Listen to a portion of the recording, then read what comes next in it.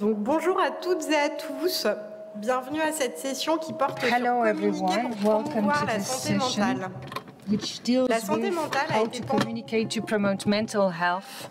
Or, le For a manque very long time, it was a taboo. However, the stigma of mental une perte de chance, disorders car ils entravent consider la an impairment of opportunities, and delayed diagnosis can actually give a problem to have access to treatment for people who live with mental disorders, and that can actually worsen their situation. The necessity to inform the public at large and the stigma of mental disorders are at the forefront of the roadmap of mental health and psychiatry.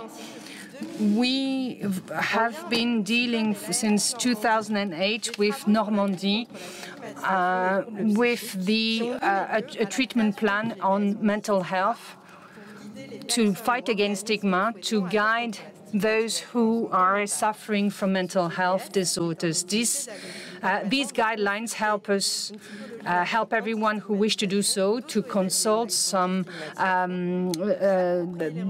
the reference points and the indicators to have a self-help kit and to self-diagnose oneself. These works also gave rise to the publication of a brochure with the mayors of France on mental health in the city to help the municipalities to understand what is at stake in terms of mental health and the role in terms of territorial coordination for elected representatives to help and support those who want to help and to offer and suggest tools and measures and initiatives. With the COVID pandemic, it was an eye-opener in terms of mental health. We all have a mental health, and we need to speak out more easily on that subject. Mental health and psychiatry conference took place in September 21 to raise awareness on that subject among the large public, and that was a strong signal.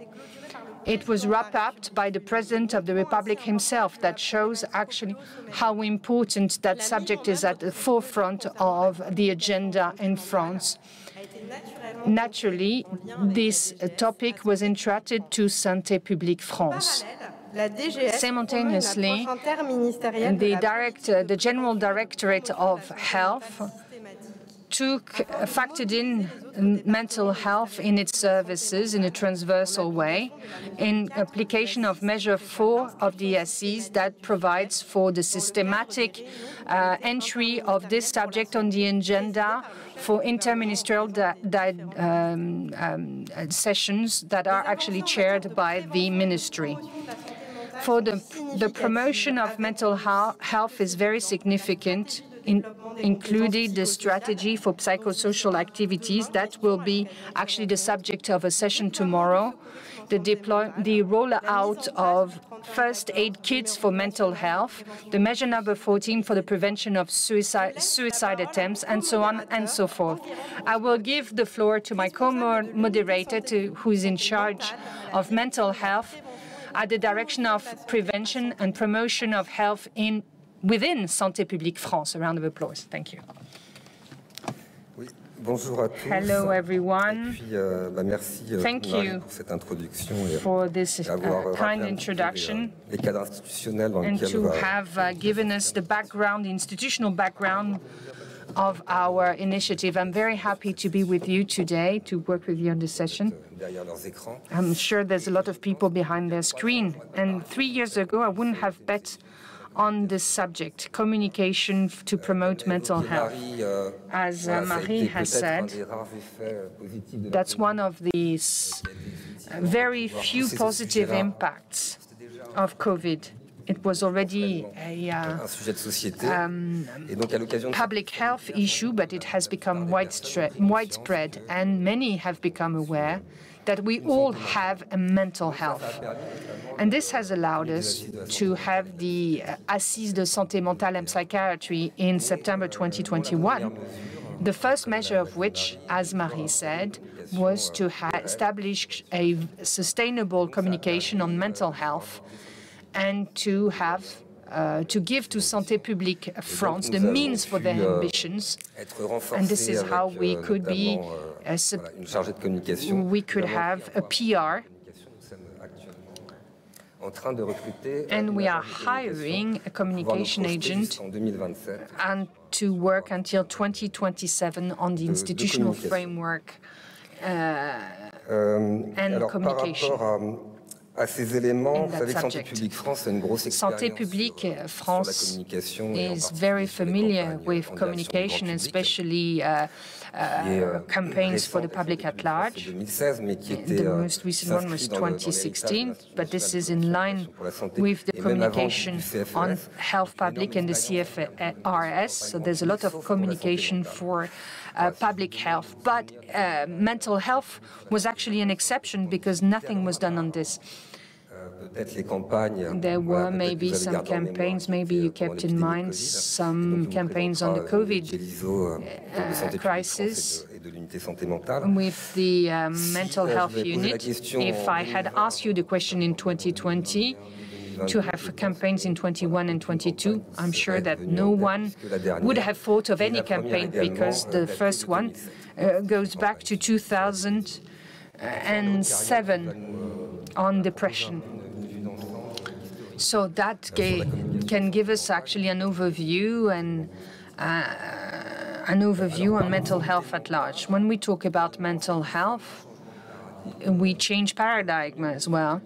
The first 2007 campaign talked about depression. At the time, mental health would limit, would actually talk only about pathological disorders. This is how we actually defined it at the time. When we say that there's a paradigm shift, when we talk about mental health, we all have a mental health now, and this is what is the difference now, and this is what we would like to dig into now. We would like to talk about mental health in a positive way, and that's the focus, our focus. But this is also where we lack experience. We have least experience, and especially on the screening of anxious indicators. We have Mrs. Auckland, professor of psychology, who can shed light on historical background on mental health in a positive way. And to wrap up for this introduction, after the break, we will have a presentation on two concrete examples, one on a communication program, social communication, an inclusive one, as we say. That's important. That was actually launched in England, and that has been in place for many years now, and it's Pinder who will talk about this London program. And then we will also have an illustration with the Nightline France program that will present their communication program. We all wish you to have a fruitful session. And we will give the floor to Gilles Lezo. I will introduce this person. She's a psychologist. I've never seen a session with so many psychologists just at once, but she's a psychologist. She has a PhD in psychopathology, and she's in charge of developing with the team of mental health unit, and Françoise, who's on the front row, a strategy on a communication to shed a positive light on mental health. Thank you. So Enguerrand has introduced me, so I won't do it again. I will show you the background of communication of Santé Publique France in mental health.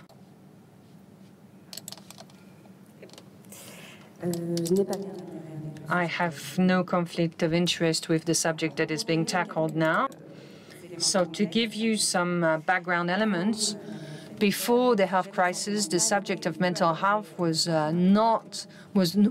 hardly tackled in France by the public authorities. In 2020, We had a health crisis that actually triggered an important deterioration of mental health, so large public communication actions were required. In April 2020, resources and schemes and tools were developed with an online website and a platform 0800 as well as a hotline. Then we also focused on the launch of campaigns that are more and more focused each year. To go back to the origin, to the genesis, so we actually set up COVID-PRED for the general population. For each survey, 2,000 people aged 18 and more were questioned. We assessed the impact of COVID and control measures on the population so as to adopt preventive measures in the context of this crisis. The survey assessed several items, the perceptions of the pandemic, but also mental health and the application of preventing measures. On this subject, and with regards to the subjects of the data we have from 2017, we could see that from the first lockdown, there was an increase of anxious behavior, depressive behavior, that reduce at the end of the lockdown, and they go back up again when we have the second lockdown. That shows that some populations are more at risk, especially the young people aged 18 to 24, those that are in precarious situations, and those with a history of mental health problems. Among the young people, we actually refer to the OSCOR data, 680 emergency services covering 95% of emergency visits. You can see the graph and the red line compared to the blue and the yellow curves. We can see mood disorders, suicidal thoughts among the 11, 14, 15, 7, and 28 to 24-year-olds. In 2022, we can see the levels that are still very high.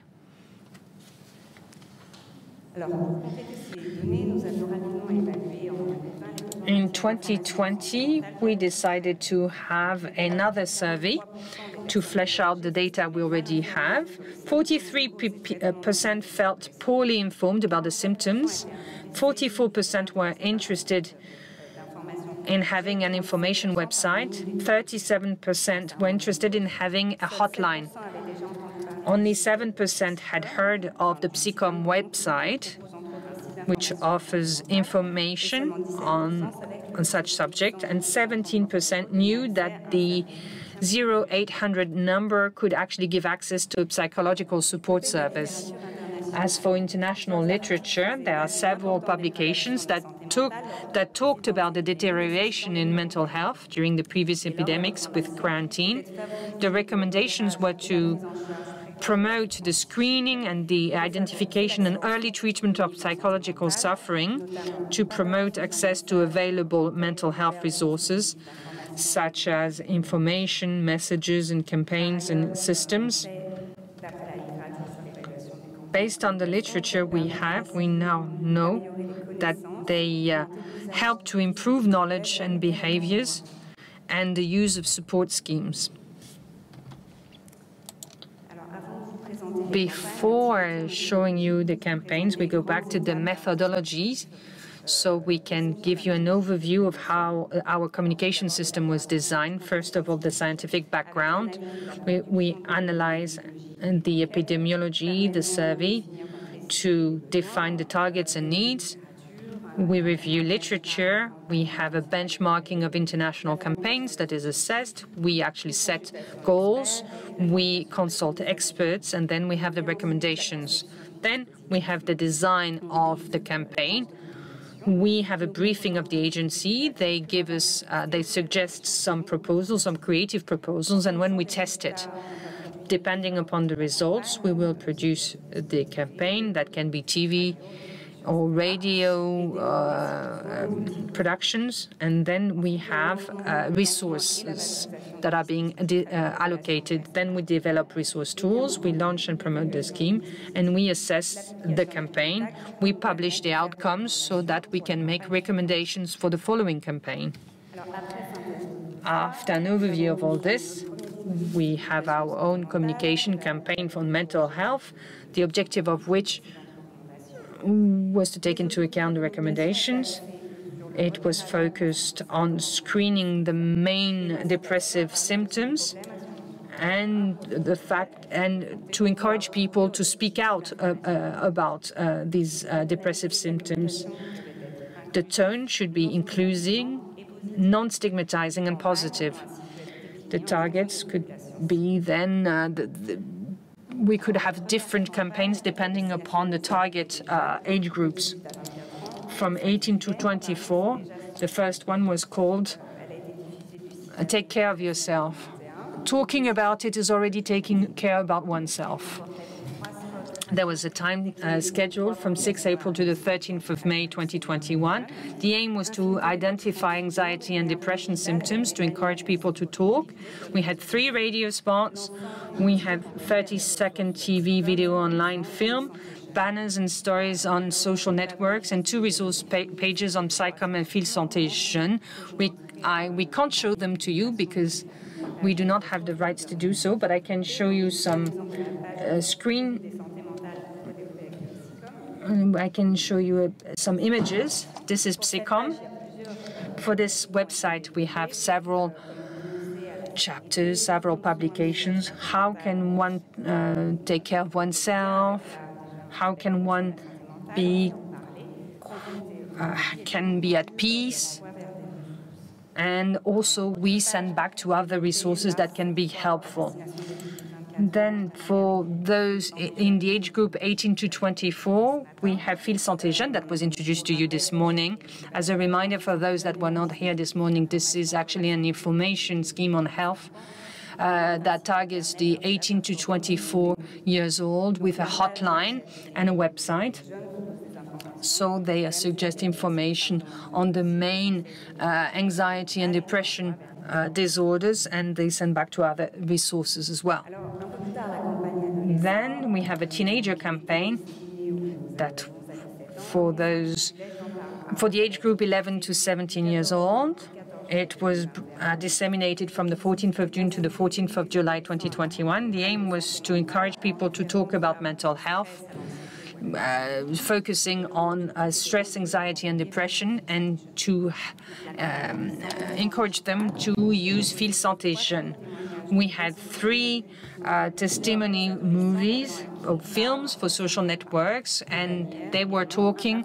We have teenagers talking about their own problems. We have display banners, partnership with 14 influencers and 3 celebrities, and a resource page on Fil Santé Jeune. Then you have the list of influencers with some screens that you can see. The influencers were briefed and upstream. They were to talk in their own style about mental health, but also to convey the messages of the campaign, namely to talk about what to do when things are not going well, when one is ill at ease. And there's a challenge, a TikTok challenge that was actually very fashionable, is to drop a finger challenge. If you have any symptom, you just drop a finger, and if you reach so many fingers down, then you should actually consult or contact someone. Here we find the resource page that was developed by Fil Santé Jeune that is actually suitable for the teenagers and written by teenagers for teenagers. As for the assessment of the campaign, so we have the usual KPIs, the assessment of the behaviors that were encouraged by the campaign by POSTEF and COVID-PREV, with all the knowledge of services, the reported behaviors, and the fact that they should know what they have, what is available to them, and the use of schemes promoted by the campaign. We saw the number of requests and calls received for mental health on the number 0800 or Fil Santé Jeune, and the number of daily visits to Psychom and Fil Santé Jeune websites. That was also useful. Then the result of the assessment after the test, they were quite satisfactory when we compare them with the other campaigns. The SPF standard For the adults campaign, the main results, 1 out of 2 remembered spontaneously an information campaign on mental health and the psychological difficulties, which is quite equivalent to the normal standard. When we make them watch the campaign, a majority recognized the campaign, understood them, found it satisfactory, and they said that it helped to recognize the symptoms, find solutions, and look for new information on that subject. When we compare with the standard, we are at more than 30 percentage points. When we compare with alcohol, tobacco, and other campaigns. So we see that there's a strong need for information on mental health. To wrap up, 58% felt concerned by this campaign, and because this actually relates this affects a close relative of them, and they need to talk about it. As for the teenager campaign, it's less satisfactory, slightly less satisfactory in terms of knowledge. The assumptions is that there were less financial investment on that campaign because it was only a digital campaign. So traditionally, it has less impact than TV or radio campaigns. But at the same time, it's also more adapted to teenagers, of course. As for the recognition, the target was more reached. Those that were sad or anxious over the last days were actually impacted. As for the other indicators, the outcomes were just as satisfactory as for the adult campaign.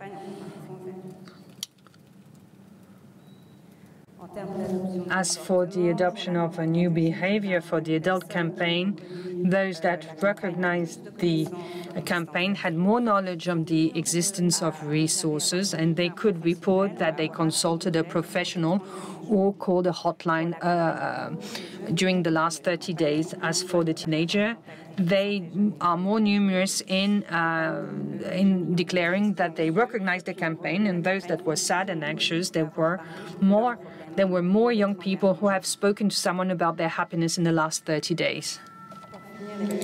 As to wrap up the assessment results, we can see on the graph number 1, there's an increase in daily visits to Psycom as compared to the pre-campaign data. On graph number 2, we can see an increase of daily visits to FSJ with the young and teenager campaign. On the third graph, we can see an increase in calls, in hotline calls.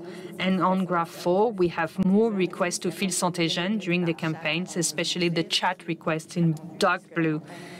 And we actually expected that because this is what was more mentioned in the campaign. To wrap up the 2021 campaign, unfortunately, it remained deteriorated at the time. Bearing in mind the previous results, we actually proposed a re-dissemination of the campaign with optimization elements and increased investment in time and funds, but also a better targeting. Mainly, we targeted especially boys aged between 11 and 14. This is how we have the teen mental health campaign in June 2022. It was disseminated from January to June 2022, so a longer period of time. So it's 3 months, and before it was 1 month. As for the movies, the films, they were more targeted on boys. We had 3 new sections and new partnerships with the ministries in charge of health, national education, sport, and agriculture. That was what was new. As for the new communication system tools, we had videos, we had posters that was sent to schools and vocational schools, to city youth services and sport establishments, and we have a video challenge, this or that, on Instagram and TikTok. That's it. New resource pages were added.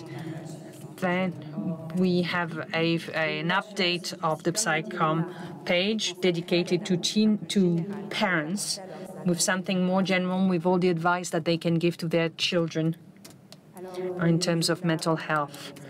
As for the assessment results, we published them in March 2023, and we showed them for the first time. As compared with the previous teenager campaign, you can see the scores. They are in the light blue square. There's no improvement spontaneously. In spontaneous recall, however, the recognition has increased by 14 percentage points. There's no gender and age difference. Those that are sad, anxious, or that feel anxiety have an increased memory and recognition. So they have recognized at least one campaign medium. In front, digital, like the billboards, 42%, digital contents, 39%. The display by display channel, we have everything in middle school or high school and the city youth services. And then last but not least, the sports associations. We can see that the digital content is actually very much suitable. As for the other KPIs, we have similar scores as for the previous campaign. We have the same inclusiveness, involvement. However, what we can note in terms of improvement venues on the reuse of to spot the signs of ill-being and psychological difficulties, we are around 60%. But when we look in the purple, we look at the purple square to see the signs, to identify signs of psychological difficulties. We see all the results here. As for to reinforce beliefs and representations about the fact that talking can help, because there are some people who don't talk when they feel unwell, and we can see that their results are actually lower. We should continue to encourage them to talk when they feel bad, especially those that are sad or feel anxiety. The outcomes were not very significant on that point.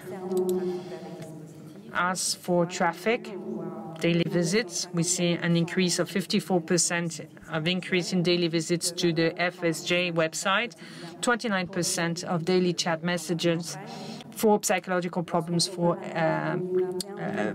FSJ. We see an increase that is longer because the campaign lasted longer. And the 2022 campaign has a cost-benefit ratio that is higher than the one of 2021. So 1.6 more visits and 2.4 more chat messages for psychological problems than the previous campaign. And so, last slide. To wrap up, I would like to talk about the main pillars of the mental health communication program. So in line with what we have introduced, the first one is preventing ill-being, mental disorders and associated risk behaviors. It aims at informing, at spotting warning signs and referring to resources on psychological problems and encouraging people to talk about mental disorders and ill-being. The second chapter is promoting positive mental health and well-being. The aim is to promote mental health as a positive concept and a prerequisite for general health, but also to promote environments and behaviors that are conducive to mental health and developing psychosocial skills. And the third one, which is transversal but very important, is to reduce the stigma attached to people with mental health problems, to reduce discrimination and abuse or violence against people suffering from mental health disorders, and to reduce social inequalities, and to promote the people that are concerned, and to promote social inclusion. So this program will be established in consultation with an interface program on working on the content that will factor in experts, users, and mental health experts, and that will roll out during the second semester. Thank you. Merci beaucoup. Thank you very much for the presentation. That was very interesting to see the communication actions. I will now give the floor to Aude Carrière, who is Director of Communication, but also a psychologist, and who will talk about the communication on mental health from yesterday to tomorrow. Thank you. Ça marche là, oui. Pardon. C'est pour les questions, c'est juste pour vous dire qu'on va attendre les trois présentations, donc celle d'Ingrid, voilà, de Aude et de Rebecca, et après ça. So we're going to be listening to the presentations of Aude and Rebecca, and we'll take questions after that. But right now we are on target in terms of schedule. So you're actually ahead of schedule. Well, I can talk about something else. Good afternoon, everybody. I'm delighted to be here. Thank you very much, Enguerrand and Ingrid, for this invitation. Can you hear me better like this? Right, my name is Aude Kayas. I'm the director of SciComm. And for a number of years already, we've been working in partnership with the Santé Publique France team. We've accomplished a lot, and we've really made a change in terms of communication on mental health. Now, I've been asked to look at the history of mental health. For more than 30 years, I've been focusing on communication, mental health, and the fight against stigmatizations. Particularly, I've been doing this more and more since I've been at the head of SciComm in the last 20 years. So I've been asked to look at history, and I'm going to tell you about the history and to tell you about stories. For the record, I don't have any links or interests with businesses that make or sell healthcare products, drugs, medical devices, or products from other industries. Now, a quick presentation of SciComm. This is a national body for information about mental health, which was established 30 years ago. Our mission statement is to promote a holistic vision of mental health as defined by the WHO. We want to make everybody understand that we all have a mental health that changes over the course of our lives, that you don't have people who have health issues, mental health issues on the one hand, and people who are doing well on the other hand. Mental health changes over time depending on the events of your life, your resources and environments. So we offer reliable, accessible and independent information on mental health, mental disorders, care, treatments, social support, rights. We have a website that was mentioned by Ingrid, which provides information on many topics. We double-check information. We try to explain scientific information simply, and we are 100% public funded, so we are an organization that acts in the public interest. Our second task is to offer a toolbox to fight stigmatization. Mary talked about the anti-stigma GPS or compass. We have other tools that some of you may already be familiar with: Cosmos, the mental cosmos, or the inner garden, le jardin de dedans, to talk about mental health with kids. So here are some of the resources you can find on our website. We have also a collection of brochures. Besides the site, we have about 30 of these on various topics. We have a toolbox that includes many tools. I also mentioned the boussole de la santé mentale, the mental health compass.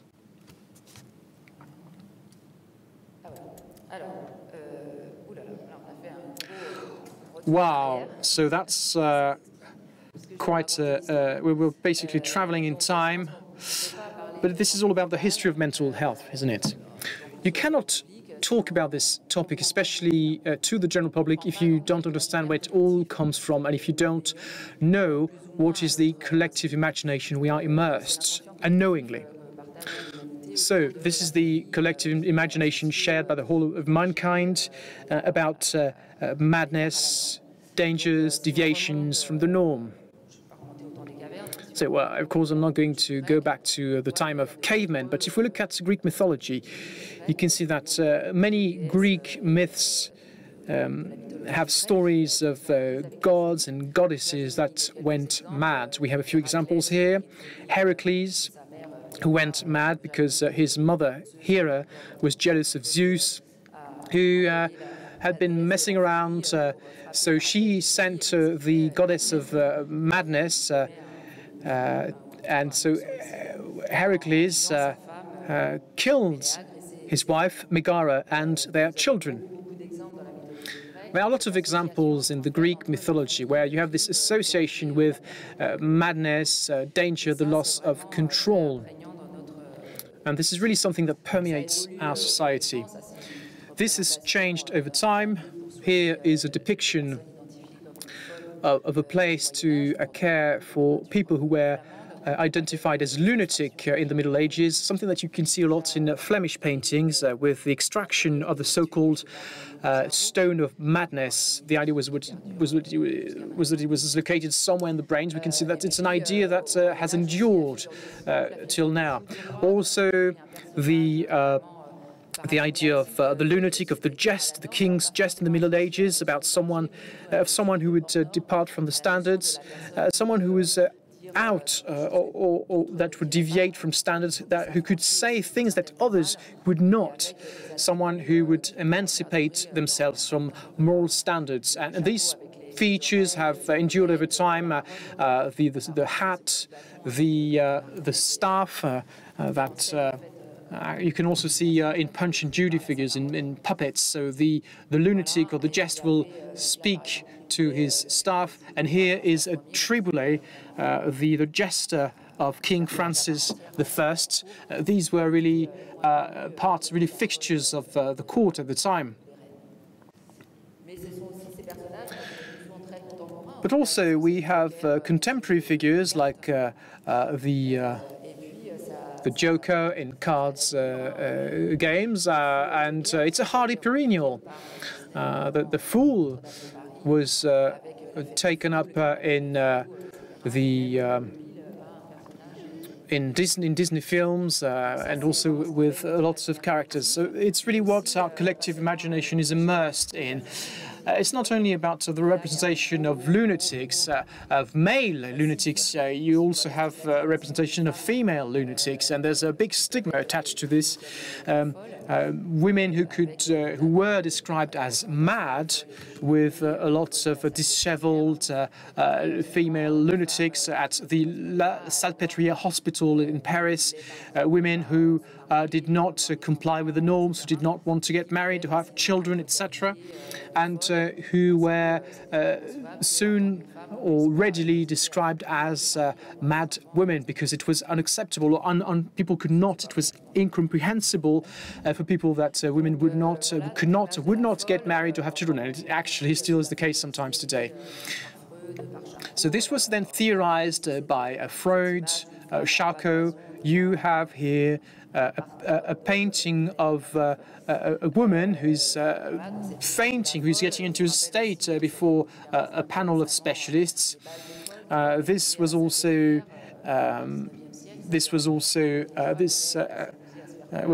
presented or depicted recently in cinema with the film Le Bal des Folles, the ball of mad women. A ball which was actually organized in the 19th century in a hospital, where people could witness mad women, disabled women dancing, etc. And of course, witches are also associated with this representation. I strongly recommend listening to this podcast, The Ghosts of Hysteria on France Culture. But the collective imagination is also connected to care facilities, the asylum, places of confinement. So the legend has it that before, people were shut out in hôpitaux généraux, in general hospitals. But Pinel said, but all these vagrants, alcoholics, women, they are actually people who would need some care. So let's free them from their shackles and let's get them some care. And it was the beginnings of psychiatrics. But actually it became worse, because people were liberated from their shackles. They were removed from hospitals or hospices, but in each county,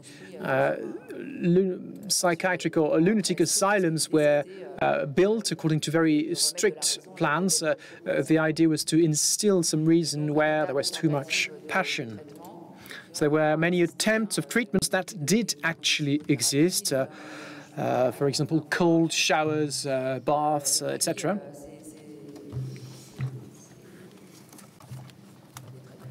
And, well, I'm not sure you can call these treatments, but we have here these restriction tools that are also really part and parcel of our collective imagination.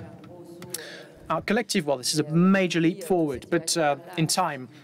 But our collective imagination is also fueled by everything that you can see, as you can see here in the press, with the contemporary figure of the dangerous lunatic, the schizophrene, and schizophrenia is also used as a metaphor in the press, but also in pop culture, in entertainment, with, for example, the Jack Nicholson paradigm, which is used in many different areas.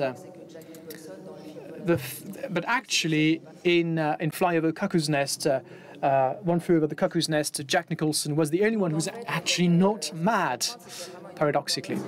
So it's very important to understand that in our society there's a systematic stigma which is attached to everything or anything mad, to mad women and mad men. I'm not being derogatory here. I'm just using the terms of the societal representation, and this influences the professional training, so treatments, entertainment, media, social media, etc., etc. So all this means that it's difficult to communicate on mental health because we have this.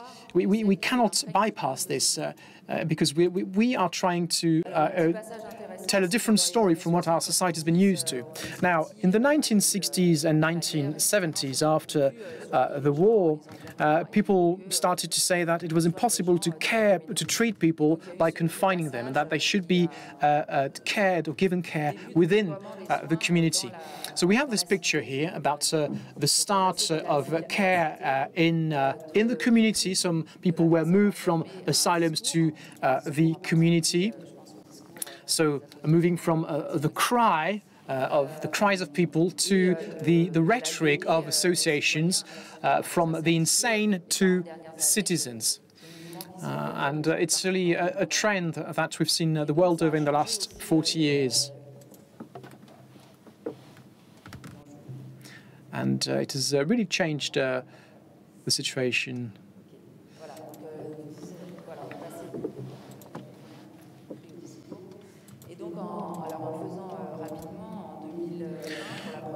So, for the first time in 2001, the WHO dedicated the World Health Day to mental health. It was the first time since 1946 they did that. So there was a shift in 2001, at least, in the world. But there had already been changes with this transition from the lunatic asylums to care in the community. And so the WHO said in 2001, stop exclusion, dare to care. And it was really the moment where people became aware of this stigmatization. If people leave lunatic asylums and are cared for in the community, it becomes more visible. And that's why people started to say, oh, there's a stigma, but we need to do something because it's an obstacle to the integration of people as citizens into society. So it's when the first campaigns started, especially in English-speaking countries. So the WHO Europe really defined the fight against stigmatization as a collective imperative. And also, just before 2000, and I've got a list here, a lot of programs were introduced in a number of countries with communication steps or actions, with collaboration with the media that were instrumental in this stigmatization, but that could also do the opposite. In Austria, Belgium, Spain, in Scotland, with the CME program that was introduced at the start of the 2000s. And it was a real source of inspiration for SciComm. Here's an example of a campaign in Spain, something that was really driven by relatives and friends And the main message here was that 1 person in 4 has or will experience mental health issues. I'm sure you've heard about this because it's a way of putting numbers on this public health issue. The problem is that with a message like this, it's still very black and white. So there's 1 person in 4 that has mental health issues, but when you read this, usually you consider yourself as someone who's doing fine. And that's an issue for statisticians, actually. So 1 person in 4 will experience mental health issues in their lives. So it's still this same paradigm, the madmen and the others. In Finland, a major nationwide campaign and also a major international campaign, or major nationwide campaign launched in Greece, Open the Doors, with different adaptations of Open the Doors in many countries. In England, also the information campaign launched by the Royal College of Psychiatry, the fight against stigmatization, Rethink, Shift, Mind, work with the media. Open the Doors, so it was a big campaign with a lot of funding, which really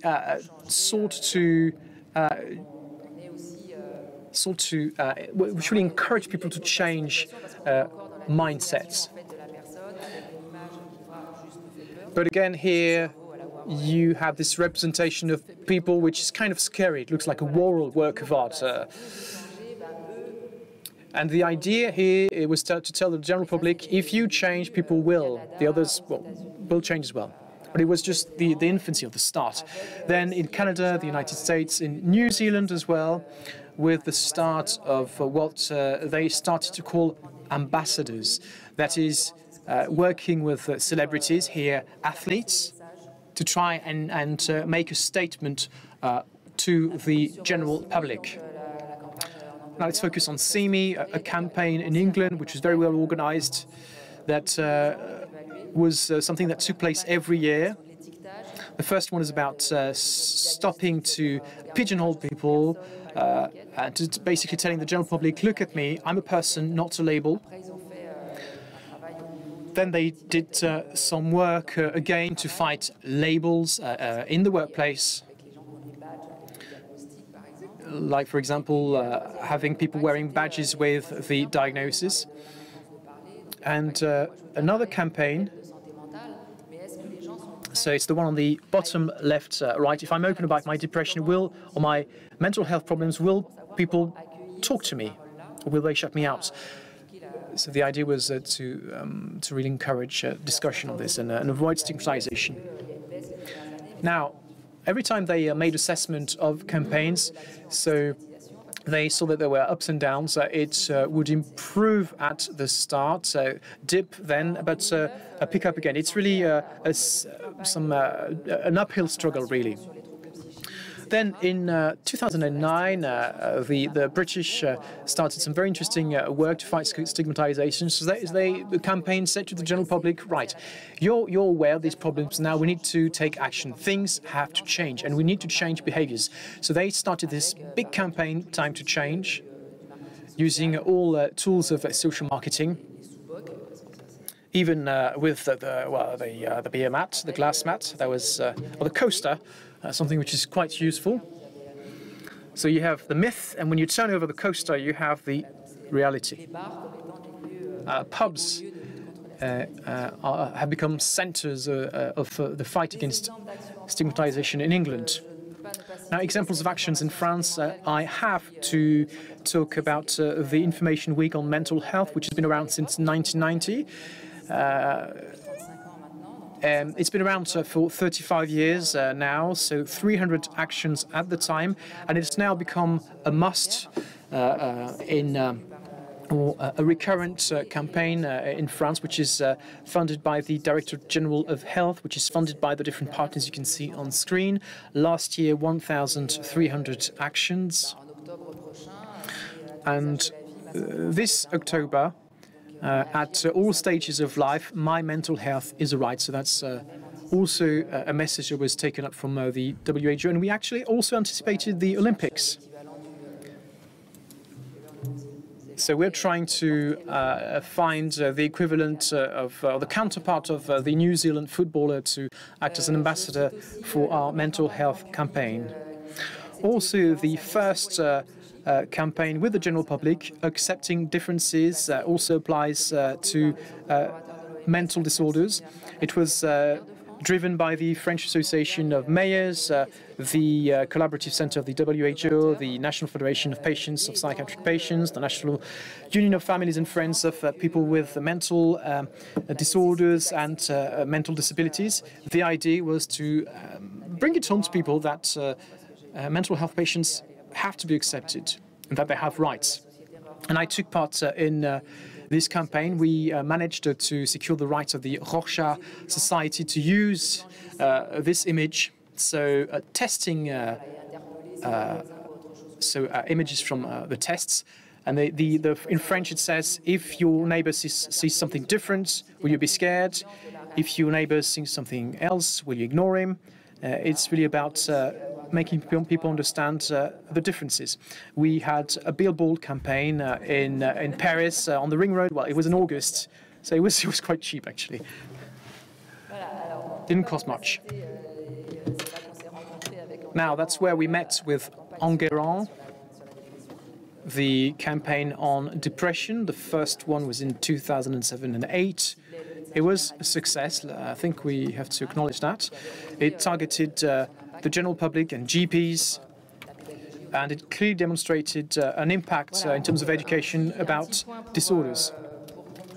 Now, by way of conclusion, we now have a hindsight of 30 years on information campaigns / promotion / fight against stigmatization.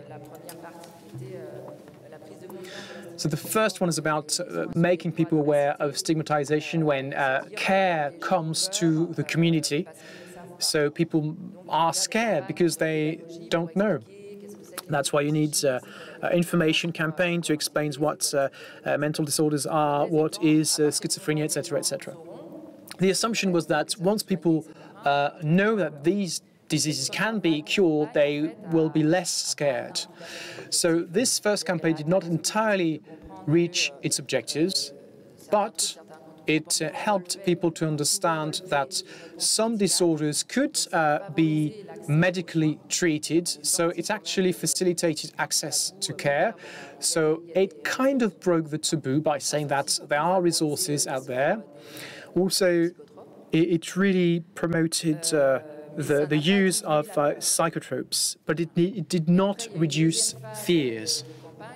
Then there was a second phase or second wave of campaigns that you may have been exposed to, campaigns that say this is just a disease. It's an issue with brain regulation due to dopamine, etc. Depression comes from a lack of serotonin, etc. So it's the whole storytelling about saying that it's a brain disease. And so people will understand that it's not on people, it's not their fault, and so they will be less scared. But it kind of fizzled out because eventually we realized that it only represented people, or it essentialized people. People were only represented as a brain with problems. Because we said at the time that it's an issue in the brain that we don't really understand, we don't know exactly what to do, and patients don't either. So it just reduced the shame that patients could experience themselves. So actually it has exacerbated perceived stigmatization. We decided to end this type of storytelling because we realized that we did not really have any causality between diseases and neurological paths, etc., and the impact of medication. So that's where we stand today. Now, Graham Thornycroft, who's really the mental health czar in England, said about 10 years ago that he said the main takeaway is that we need to talk. First, talk about it. Second, talk about it. And three, third talk about it. That's why we started this campaign with Santé Publique France.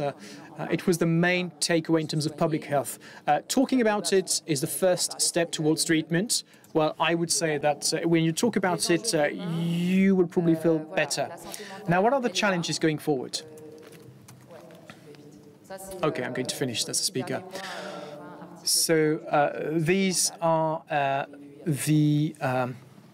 20 articles from the Le Monde Daily over the last 6 months that have mentioned mental health, unprecedented and unheard of. Also a new trend in entertainment with a new representation of mental health in pop culture. Also now people start to come out about mental health issues in sports, arts, including men. The latest one was Camille Lacour, who talked about being burnt out, and others. Also, mental health is on YouTube all over the place, so it kind of drowns out or blurs the message from Santé Publique France. So you can see here young people or people talking about mental health in COVID times. On Instagram, it's a free-for-all. Everybody talks about mental health, which is a good thing. But who can you trust? And here some of the search results when you look up for mental health on Google. A lot of content, which was not the case before. And another question: how to communicate on mental health going forward, especially when everybody does it? There's a notion of fake news, of fake information. There's a risk of sectarian drift, of profiteering, of fraud. Also, we live in times of deep fake and generative AI.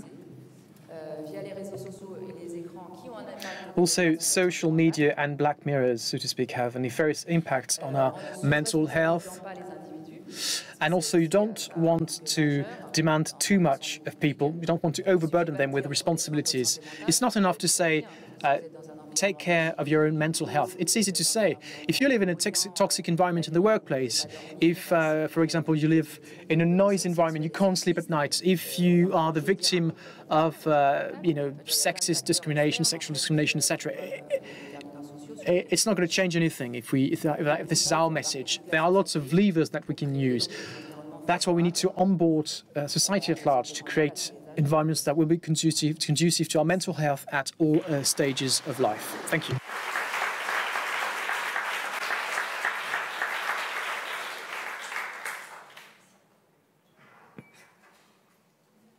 Merci beaucoup, Aude. Thank you, Aude, for this presentation. So now we will welcome Rebecca Shankland, who's a professor of developmental psychology. She's a member of the Institut Universitaire de France. She has so many hats and titles. I will stop here. And she will give us some framework information on the determinants of positive mental health that help an individual to function. Thank you. I'm delighted to be among you today to shed some more light on what has been already presented in terms of communication on mental health. My angle will be more focused on the younger people because I work on mental health problems within universities but also schools. We can see that the campaigns that show their efficiency, especially for the young people, that remains very complicated to speak out, especially due to all the reasons that were mentioned earlier in terms of collective imagination on mental health, because this is perceived as, how shall I put it? I don't know if it works. Yeah. We have a small technical glitch. It works. So, the concept of positive mental health is already understood as a problem. It has a stigmatizing effect, which triggers some avoidance to factor in the difficulties that we may have, and nobody looks for help. We have identified it for a long time. It was already during the health crisis we saw it. And among the students who were in situation of ill-being, only a low percentage came to consult and look for professional help. We can see that it is still a problem among the young people. And we saw it even for those that are students in psychology. It's even harder for them to look for help because we have the impression that it makes them less future professionals, because if they consult, if they look for help, then they do not have the rightful qualifications to become mental health professionals afterwards. So we showed the different social supports with some tutoring videos to show the stigma effect that it can have. And when these students came to the workshop on social support, we said, but with everything that you're describing, what were the obstacles? Why didn't you look for someone? Why didn't you speak to a professional, to a health professional? And this is how we discovered that for many of them, it was not a possibility at all. That as long as they could survive, they would rather be on their own rather than speak to someone. So we wondered, how can we deal with that with the younger people in terms of communication, on promotion of mental health for everyone? And we opted for another perspective, namely to talk about mental health as a positive concept. So that it doesn't have this negative effect, this stigma effect. We focus on flourishing, on psychological resources that can be used to deal with the situation we encounter on a daily basis, so that we can move forward towards meaningful goals, and by working with others, by trying to forge constructive relationships. So around these two dimensions, without using the word mental health, when we focus on fulfillment, on studies, on goals, on how to move forward towards a specific direction, then it's easier to talk about it, to meet with someone, to talk to close relatives, to friends, to family members. And what we could see in our research is that beyond a single continuum, as presented earlier, when we were talking about serious mental health problems and ill-being problems, we actually have two continuums. We have the mental health problem that is quite important, but also the well-being level, which is quite significant. And even though we can have a lot of mental health problems, we can work on well-being that is associated to the value of a person, the feeling that one can act on oneself, the type of relationships they can weave with others. And we can actually present these two continuums so that we can have we can work on the stigma. It's okay not to be okay, basically. And 1 out of 4 can have mental health problems. But in any cases, anyone can work on positive mental health to improve the quality of relationships, to develop favorable contacts, to contribute to one's own mental health, but also the mental health of others. And that is very important today. With this awareness that it's a difficult balance to strike at any stage of one's life, we have to adapt depending upon the environment in which we evolve, between the demands of the situation. For instance, we have any situation where we can feel concerned in a working environment, for instance, but also student environment. We need to strike the right balance between the demands of the situations and the resources that are available, may it be personal or environmental resources on which we can rely. To maintain this balance throughout life, we can work on two important aspects. On the one hand, the psychological resources, and that actually is in line with the Santé Publique France campaign on the role of psychosocial skills, everything that was published in 2022, and I invite you to read it.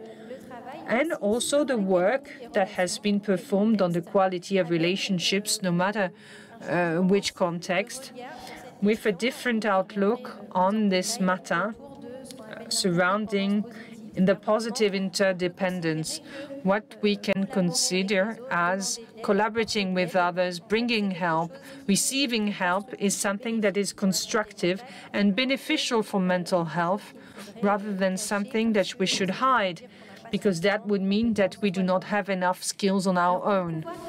So to work on these different psychological resources, we drew upon the positive psychology research publication, which focused on the conditions and process that contribute to fulfillment of individuals, but also groups and institutions.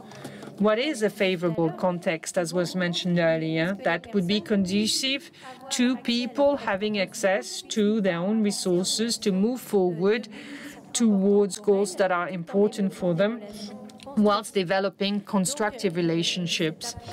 This approach suggests a paradigm shift focused on the identification of deficits, with the objective to remedy these deficits, to an approach centered on the individuals, on the resources of the individuals, how they can have a better access to these resources, may they be individual or environmental. So we talk about this at every stage of life, and we have effects that can be beneficial depending, as we can see on the positive psychology research. We are going towards something that works well for the person, whatever the severity of the mental health problem that that person may have. And a model was developed by Martin Seligman around all the determinants, the pillars of health, on mental health, on which we can act on a daily basis to maintain a sufficient level of well-being and to face the situations that we can have on a daily basis, especially difficult situations that require resilience. This is what we call the PERMA model. That's an English acronym, which means in English, positive emotions, engagement, relationships, meaning, and achievement. The first concept is positive emotions that was highlighted by the research. Positive emotions, indeed, we feel them at the time, we feel better. But what is interesting in terms of well-being determinants, and this is important in the context of education, may it be at school or in universities, these emotions will help us to face situations in a better way, to be better capable of finding solutions that will be efficient facing these situations. How are we going to do that? Is a Barbara Friedman paper. These positive emotions allow us to extend the intentional scope, to have access to more elements in one's memory, and in situations where we could already solve problems that are similar, that enables us to have better troubleshooting skills, and to have because in each situation we'll solve the problem in an innovative way, and that enables us to develop new skills, new flexibility when we face these situations, because we'll see them in a different way. We'll have a wide array of solutions from the past. And this is why we can act on the prevention on ill-being issues. Of course, positive emotions are all good. It's always nice to feel them.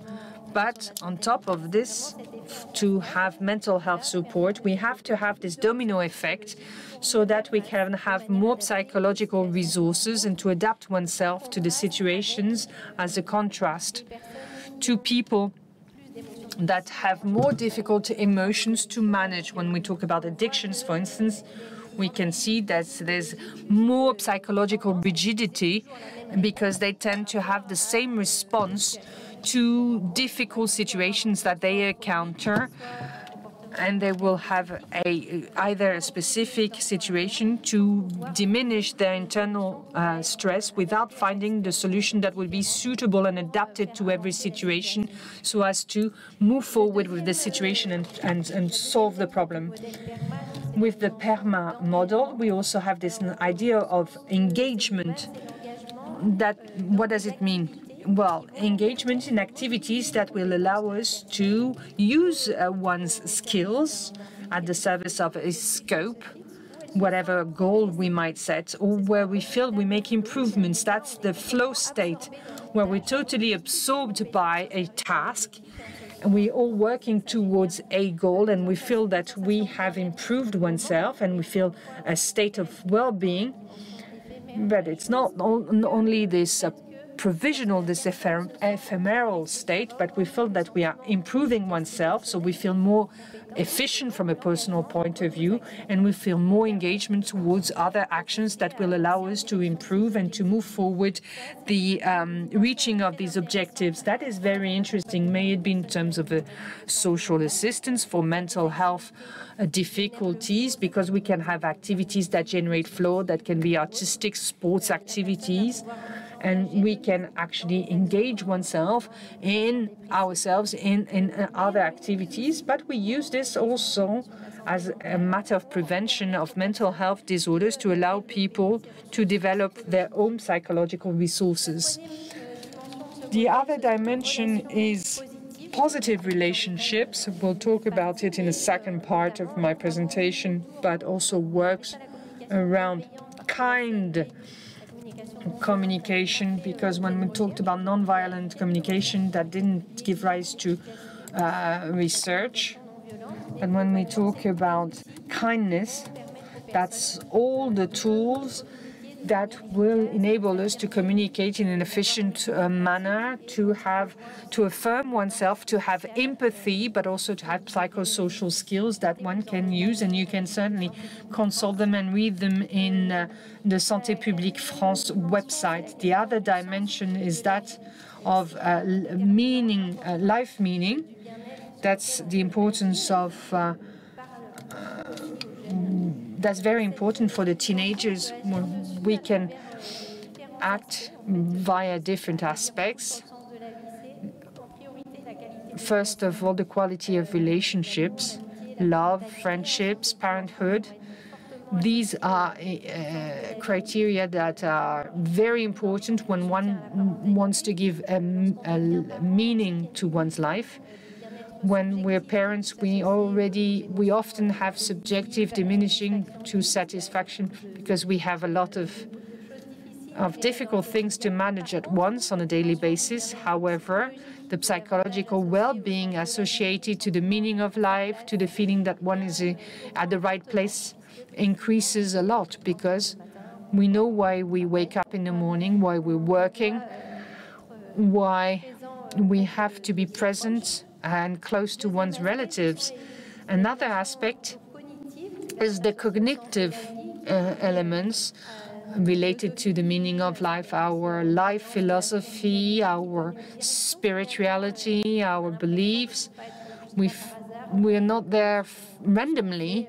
We know that there's a sense, there's a meaning, there's a reason for which we're there. And there's also a matter, there's something to do with behavior, the identification of these values. We know that this is something that we do throughout our teenagehood and when we start to be adults.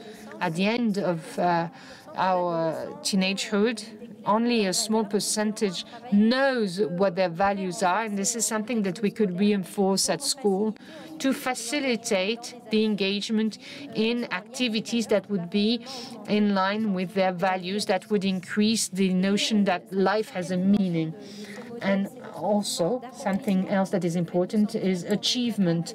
the idea that we can move forward, that we can act upon situations, that we can reach the goals that we have set ourselves in line with these values. So this is more in connection with psychological resources on which we can act, but there's also another important aspect of, as far as positive mental health is concerned, that's the quality of relationships, especially the role of social support. It's not a matter of quantity of relationship that matters, but rather the feeling that we are supported in case of difficulties. That's the first protective factor, and that is very important. We live in a culture where we are used to thinking that we need to be independent. There's the illusion of independence. Independence is understood as not needing the others. So we feel that asking for help will be considered as a sign of weakness or immaturity because we're not independent enough. And so we don't dare ask for help. And so we find the impact of this, trying to take on everything on one's own, family, work, and this is why we have burnout. May it be burnout at work or burnout as a parent. And when we think that we are independent and we shouldn't ask for help, or we don't need help, it has a cost. It has a cost for oneself, but it has a cost also for others in terms of mental health, and especially for the young people, because parental exhaustion increases tenfold the risk of domestic abuse. So we understand in a different context when we can work on the change of representation as to this question of social bond and the fact of asking for help and how to receive help as well, around this notion of positive interdependence that comes from education at first. I will go back to that later. We consider that it's more interesting and more constructive and more efficient to work together rather than on our own. And we should focus on the differences, the wealth of differences, the fact that we are complementary, and that is a good thing, rather than to fit into a single mold where the relationships can be perceived as mutually beneficial, because there are times when we will lend help to someone or we will receive help, but it will be mutually beneficial, because a lot of research publications have shown that giving help or receiving help gives a feeling that we are useful socially speaking, that the life has a meaning, and it gives actually a lot of positive feedback from a psychological point of view. So that actually means that giving or receiving help is positive from either side, and it's natural for any human being. And we can get into this interdependence nexus without feeling ashamed. And may it be at work or at school, we are into this environment of positive interdependence, and we can have access to more to our own resources, because when we feel trust, confidence, we know that we can have social support. It doesn't mean that we become dependent from this, because it just helps us to exploit our own resources better when we are in that type of environment.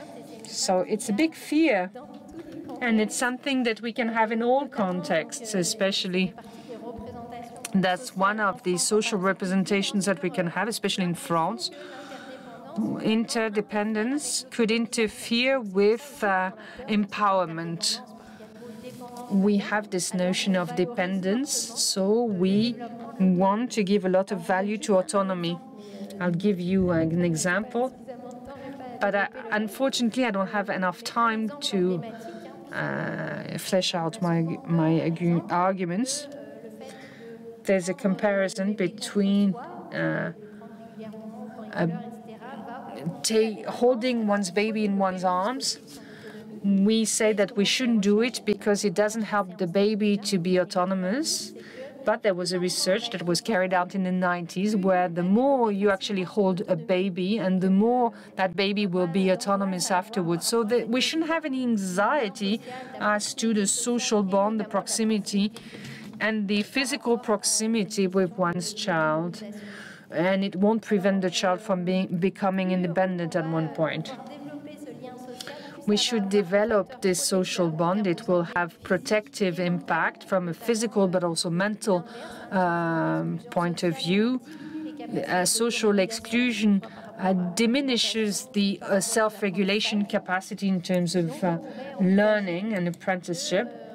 So when we deal with communication, we should develop a culture of interdependence rather than being afraid and saying, okay, we should be independent from the others. We should not bring and receive any help from anyone.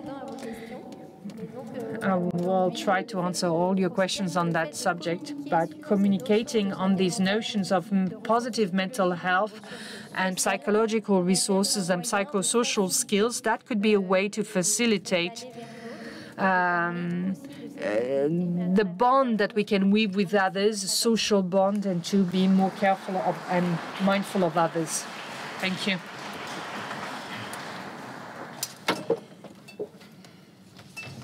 Thank you very much.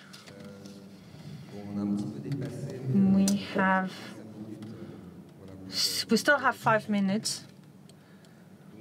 So if there are some questions, I think we can actually give a mic. Hello, Mrs. Carrien and Mrs. Changlin. Mrs. Carrien, regarding the Finnish campaign, Open Door, does it have anything to do with the open dialogue concept that was developed in Finland? And Mrs. Shanklin, do you know this concept? Do you support it?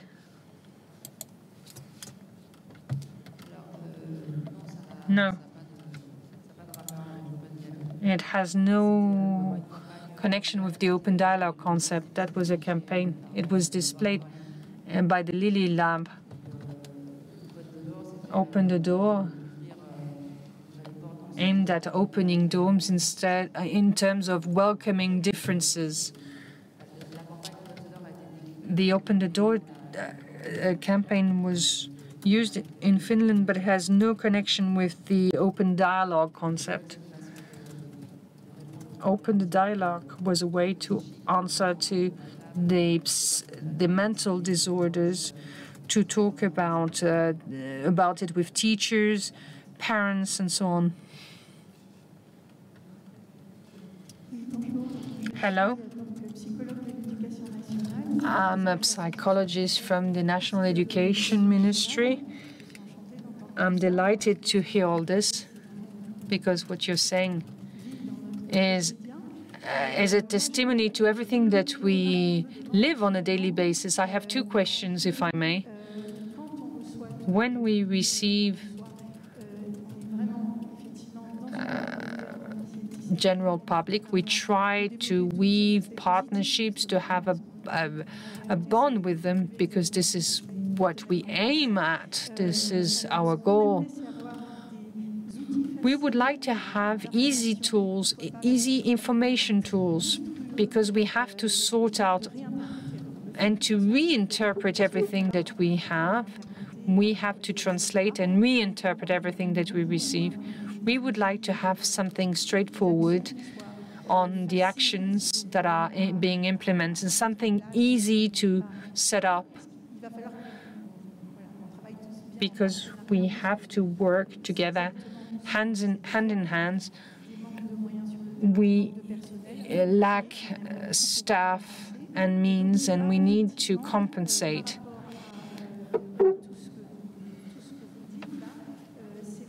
Following up on everything that you have said,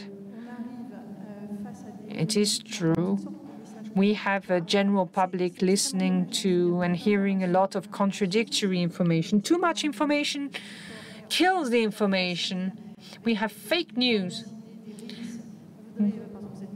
We would like to have cartoons. You're not enough on Instagram and TikTok, we're being told. We need that because it's very complicated to give the right information, the accurate information, because there's a lot of fake information, and some teachers, families, and children are in a situation of conflict of loyalty. We waste a lot of time on the ground. It requires a lot of work from us, and we would like to participate, to take part in all this work. Thank you. We will take a last question,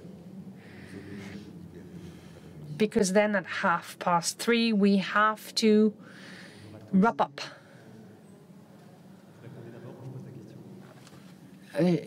Shall I answer, or would you want to take the mic first? Yeah, I agree with you. It's a jungle, it's chaos out there. There are a few resources. I'm thinking about Psycom website. So you don't have to sort out what is reliable and what is not. Then you have the FNES, the Natural Federation of Promotion of Mental Health. That gives a lot of information, that gives a lot of tools. There's a kit of psychosocial skills that could be useful. And with Psycom, there's also the Jardin du Dedans, which is a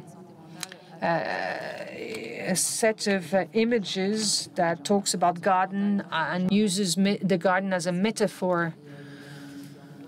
That's a tool that is being assessed as we speak, but that's very much targeted towards the young people. Santé Publique France will publish during fall a manual with all the issues regarding psychosocial skills. That could be a useful and complementary resource for you. And we're thinking about training of school directors on the momentum triggered by some nurses and health professionals. We need the management to be supporting all this, because when we say that we lack means, we need to have solidarity around the project that should be supported by the directors, the heads of schools and high schools and so on. And we need to have a link between all these projects all together. Tomorrow there'll be a session on this. We'll take a last question and then we'll finish. We'll adjourn. Sibel Tourbez. I'm a psychosexologist. I'm also a teacher at the University of Lille at the Faculty of Medicine. Thank you for your presentations. They were brief. We can't tackle everything, obviously, but I'm going back to the historical background. One of the reasons why we opened up psychiatry to the city, it was not only a matter of fighting against stigma, but also for economic reasons.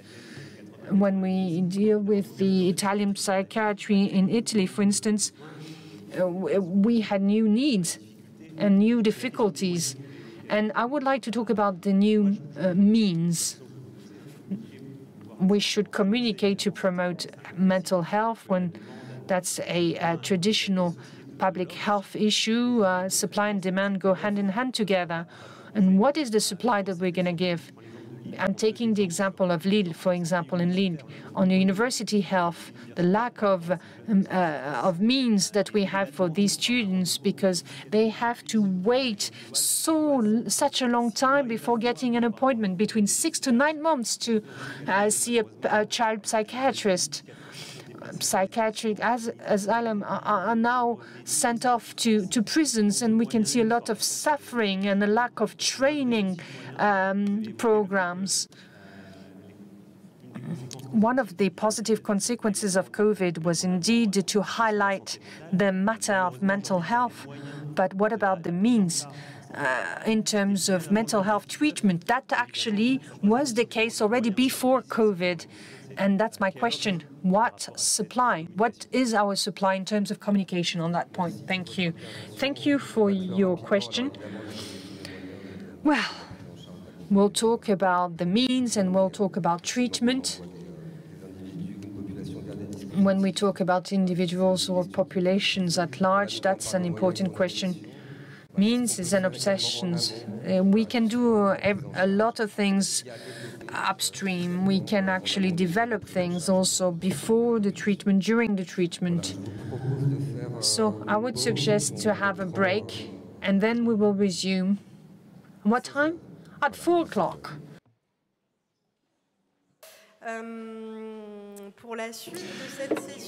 Welcome back, everybody, for the remainder of this session. We're going to listen to Karen Pinder, who will be with us live from London via video link. She works for the OHID and she'll be presenting the British system to promote mental health. Every mind matters. Bonjour, Karen. Hi, Karen. Bonjour, et je vous remercie. Hello. Thank you very much for inviting me to tell you about our program. But now I'll be speaking English. In English. Could I have the next slide, please? Yes, so I'm going to talk to you about our programme, which is run by the British government, so there are no commercial interests involved. I don't have any personal commercial interests, and this programme is completely free to use by the British public. I've had the privilege of listening to a number of the presentations that took place earlier this afternoon, and I don't know whether I should say that I'm pleased or disappointed to hear that we've got so much in common, that we share the same problems in our respective nations, because mental health is a big issue in the UK, certainly. But also, interestingly, it seems that a lot of the interventions that you're running are very similar to what I'm going to talk to you about now. So, you know, maybe it's a question of les grands esprits qui se rencontrent, but anyway, there's an awful lot of overlap in terms of what I've been hearing you talk about and what I'm going to talk about now. Next slide, please. So I'm going to focus on the programme itself rather than the promotion of the programme, because I think when it comes to promotion, there are probably a lot of cultural differences between our two countries. So what we do in the UK might not be so relevant to the French public in terms of lessons learned about how to promote and encourage people to take care of their mental health. So it's really the programme, the intervention I'm going to focus on, but I will touch a little bit on some of the activity we've done to promote it, to encourage the public to use our resources. Next slide, please. Just a bit about the context, and I'm not going to dwell on this because clearly, as I mentioned earlier, we share the same problems in terms of a high prevalence of mental health problems in our respective countries that have got worse since the pandemic. Just one stat that I will mention, because I'm not sure it's been touched on this morning, is that mental health is actually the second largest cause of working days lost in the UK. The largest cause is musculoskeletal problems, but mental health is just behind. And in the UK, we have a real problem with workforce. We've got lots of vacancies, not helped by by Brexit, obviously, with a lack of flow of potential employees coming over from continental Europe. So there's a concern on the part of the government about the fact that mental health is actually acting as a barrier to people being able to participate in the workforce, forcing them to become economically inactive. And also, if they are in work, frequently having to take time off work to cope with their mental health problems. So I don't know if that's the same situation in France, but that's a growing problem in England. Next slide, please. So it was against this backdrop that we launched our programme in 2019. We launched just ahead of the pandemic. It was in October. So we ran a couple of bursts to promote the programme, and then we quickly had to pivot and change our offer and change the way we're promoting it in order to support people's mental well-being through the pandemic. The programme is designed to deliver public mental health objectives, to promote parity of esteem. That's to say, to put mental health on an equal footing with physical health. Certainly in the UK, that hadn't been the situation historically. You know, 10 years ago, there was definitely physical health was much more of consideration than mental health. So this programme is really designed to help rectify that, also to acknowledge and address biopsychosocial factors, but also importantly to start to move preventative action upstream. Obviously, the UK health system, the NHS, supports people with serious mental health problems, whether that's visiting their general practitioner all the way through to inpatient treatment. But this was really, our program is really designed to try and help prevent problems when they start occurring and before they turn into serious mental health disorders. And so that means it's very much about sort of focusing on individual action as a complement to wider government system interventions on mental health. What we also aim to do is to help tackle disparities in mental health. I think it's the same in your country. I think one of the earlier presenters made the same point, that it's typically people from lower socio-economic backgrounds, people who have uncertainty over their income, have a lot of pressures on their lives. Inevitably, that causes a toll on their mental health, and they're likely to suffer more than people from who are more privileged. It's also true to say that there are a lot of resources available, whether that's digital resources or services from psychiatrists and the like, that people with the economic means to do so can pay to use. So our resources are really focused on those who can't afford to actually pay for mental health support to address their problems. And as I mentioned just now, the program has evolved over the 3 years since it's launched to meet the evolving needs of the population around their mental health. Next slide, please. Unlike many initiatives in the UK, we initially had funding agreed for 3 years, and we're actually now in our 4th year, in fact. All too often in the UK, a programme will be agreed for a year, and then there's a change of government policy, and that particular initiative is dropped. Given the scale of the mental health problem and the way that the COVID pandemic exacerbated problems, we've continued to receive that funding, and so we're now going into our 4th year. So it's helpful that we've actually been able to plan over the long term rather than be subject to on-off funding. Next slide, please. There was a lot going on. A number of the presenters today have spoken about some of the earlier initiatives in England. Time to Talk was mentioned. So we obviously had a look at the market, what was in place, to make sure that what we were doing was not overlapping.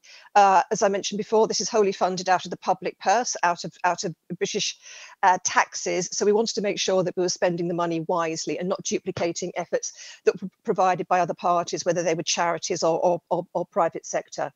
And we found that there was definitely a gap, first of all, in terms of providing something that was free at the point of use for people who couldn't afford to pay for services, but also all the emphasis up until when we launched back in 2019 was about talking. And I agree with Aud and her comments that talking is important. Connecting is a very important way in terms of helping people to maintain their well-being. But we were very keen for people to go beyond talking and actually to take a wider range of actions to support their mental health.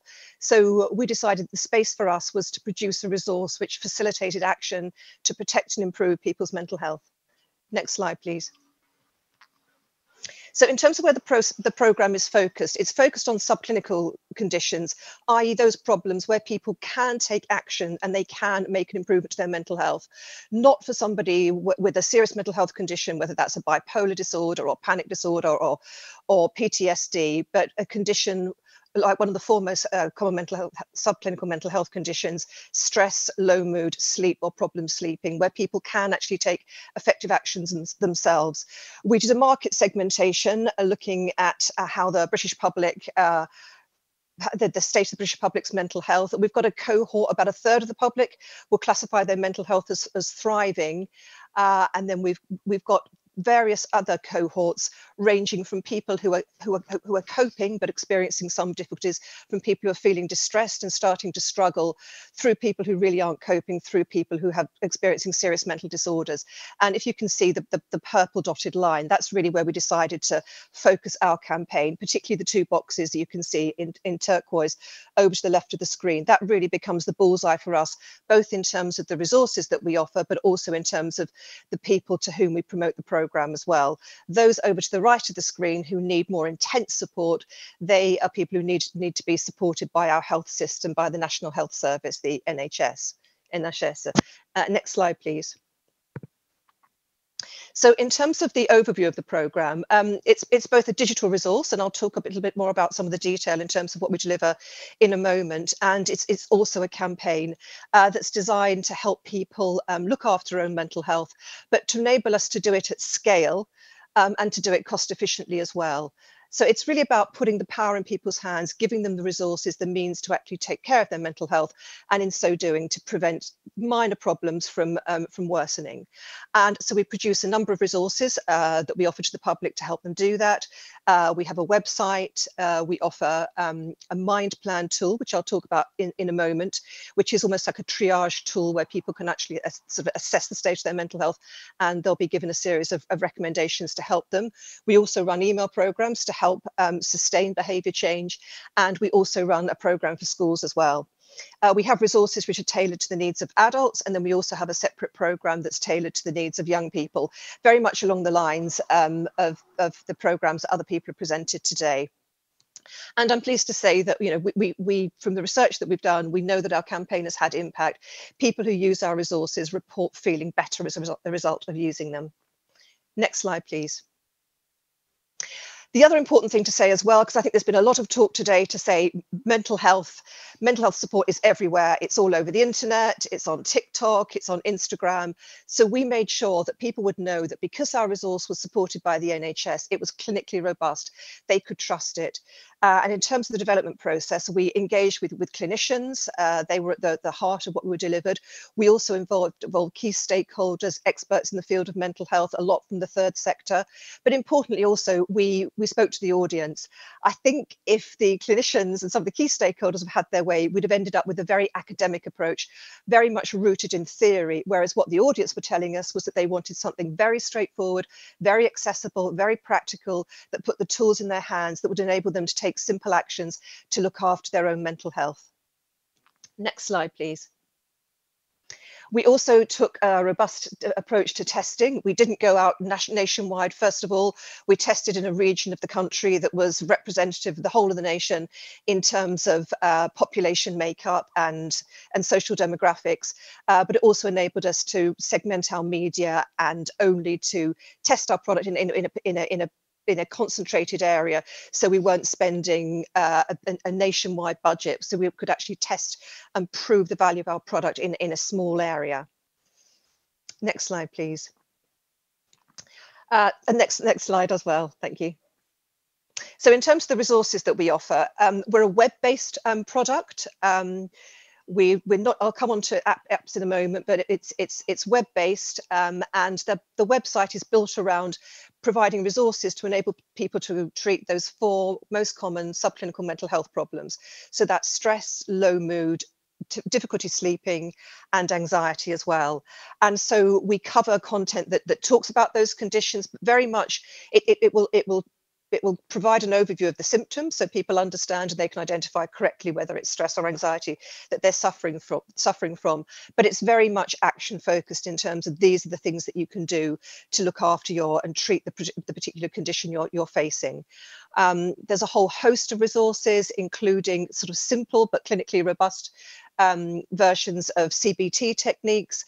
Also a lot of resource to help people get active, help people of all abilities, not just people who are able-bodied, but people who may have physical disabilities as well. It's obviously important that they can look after their mental health and use appropriate resources to help them do that. The other thing, and I think an earlier speaker has spoken about this as well, we're very aware that there are particular drivers. It's people's socio-economic situation in large part that drives the mental health problems that they face. Now, we're not trying to address those. We can't. That requires wider system intervention, social housing, income support, and so on. But what we can do is point people to resource that can help them to address some of the drivers of their mental health problems. So, for example, we know that at the moment with the cost of living crisis, that a lot of people's mental health problems are being exacerbated by just struggling to pay the bills, struggling to put food on the table, buy things for their kids. So we've expanded the section whereby we signpost people to sources of robust, reliable, trustworthy help to support their needs around managing money worries, you know, to make sure they're not going to, unauthorized loan providers that might just increase their debt problems. So we do that across a range of the drivers of mental health problems. We also have a section on helping others, very important. And also, as I think someone else pointed out earlier on, in helping others, you can often help your own mental health as well. And then importantly, we have an urgent support section. So that signposts users to other products that can help them if their problems are more serious, or if they really feel their life is in danger, that they're ended their tether. We signpost them to helplines, whether that's an adult helpline, or we also have our own dedicated youth helplines, a bit like the Filles Santé Jeunes that was mentioned earlier on. Unsurprisingly, we have similar services in the UK as well. Next slide, please. So including our digital resources, we have a resource we call the Mind Plan. The Mind Plan is really an action plan. Again, it's very clinically robust. It's built around the Warwick-Edinburgh mental wellbeing scale, if you're familiar with that. And so users answer questions based on the Warwick-Edinburgh scale about the state of their mental health. And based on the answers that they provide, they are given a suggested action plan of things that they can do that will respond to the particular issues that they flagged. And since launch, we've had over 4.5 million people who've actually completed a Mind Plan. So it's a very well-used tool. And as much as providing useful resources to the public and some level of personalization, it's also very helpful for us in terms of being able to provide metrics in terms of the levels of engagement and the benefit that people are deriving from the product as well. It's delivered via the website, but it's also, we've done a partnership with Amazon. So people who have an Alexa device in the home can simply say to Alexa, start Mind Plan, and they can do the whole thing verbally rather than on their phone or on their laptop. Next slide, please. Next slide, please. We also offer email programs. They may sound rather old hat, but they prove to be incredibly successful and popular with our users as well. And this really is for people who they've used they've got a Mind Plan, or they've used some other resources. We invite them to join one of our email programs, whether it's a general mental health program as a follow-up to what they've been recommended by the Mind Plan, or we also have got one that's focused specifically on anxiety. And so this is really about holding people's hands metaphorically over a longer period of time, giving them a range of activities that they can do to really encourage them to start to embed those habits in their daily routines, so they really become part of their way of life, and they start to internalize simple actions that can help to protect their mental health, build resilience, and also help them to bounce back from challenges that they might routinely face. Next slide, please. We also, I sit in a team which runs a number of public health initiatives to address other issues, including obesity, smoking cessation, and we do produce apps that address those as well. But you'll all be very aware of the relationship, the bidirectional relationship between physical and mental health as well. So what we've now started to do with these apps, which existed before we launched our mental health plan, is we've started to embed mental health support into those apps. Now, obviously, the first two apps are designed to get people active, and we know that physical activity is very beneficial to mental health. So the fact that the users of these apps are already cognizant of that fact, we encourage them to build on physical activity as a way of preserving their mental health, and we suggest a range of other resources they can use available via our Better Health Every Mind Matters program as well. And we're doing the same with people who want to quit smoking. We know there's a huge correlation between smokers and people with mental health problems. Same with people who drink. There's a lot of people who will drink alcohol as a coping mechanism for mental health problems, and similarly with weight loss as well. Again, there's a correlation between obesity and poor mental health. And again, a lot of people will comfort eat, as we describe in English, to try, to help them feel better in the moment, but obviously they're potentially causing damage to their physical health. So there's that crossover, and it also enables us to reach a wider audience at no cost, because they are using apps that are being promoted through other channels as part of other public health programs that we run in England. Next slide, please. We also, I mentioned at the outset, we also produce resources for young people as well. We launched during the pandemic because in the UK, young people were homeschooled, and that took a terrible toll on their mental health as well. And this is a program that we deliver through 2 channels to provide a kind of wraparound contact with young people. And our education system has a compulsory curriculum that all schools are obliged to teach, and that includes a component around teaching young people about mental health. So what we do is we produce a series of resources that teachers can use in class to help deliver the mental health elements of the school's curriculum.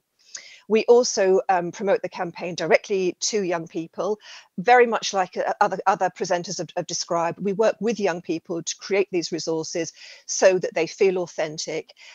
We work on them with influencers and personalities that young people like. And again, as has been said before, you know, we have our own set of messages, but we allow the influencers to deliver them in their own style. So they're accurate, but they're also authentic to the influencer's own followers as well. So that enables us to reach young people cost efficiently as well.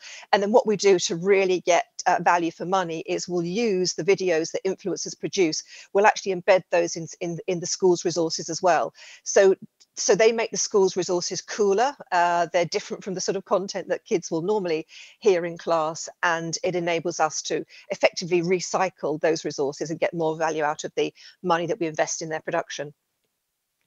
We don't drive young people to the website because I suspect French young people are exactly the same.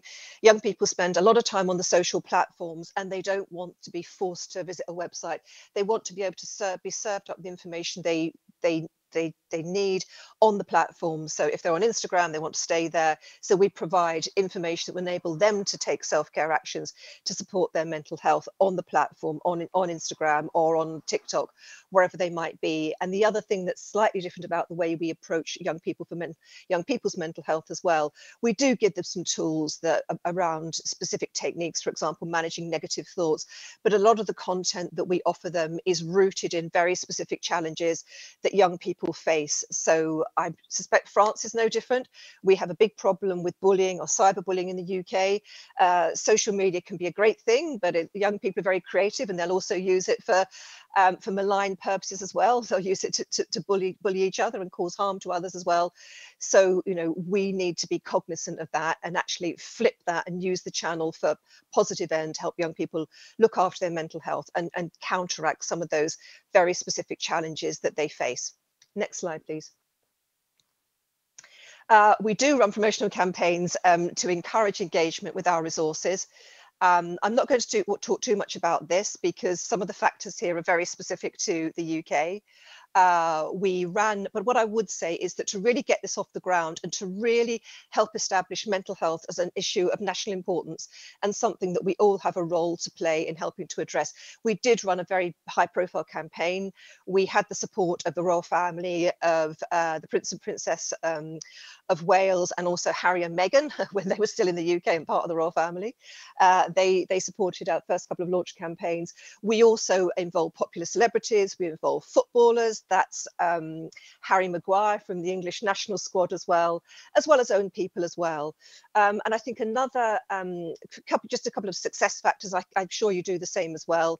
We run our campaign to coincide with what we call mental health calendar moments. I think somebody else spoke to activity around about World Mental Health Day in October. There's increased national conversation around mental health, and we can capitalize on that and get more impact from our campaigns.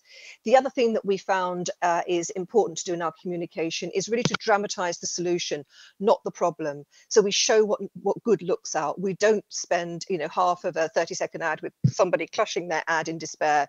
We acknowledge the challenges they're facing, but we really focus on the things they might do to help address that situation as well.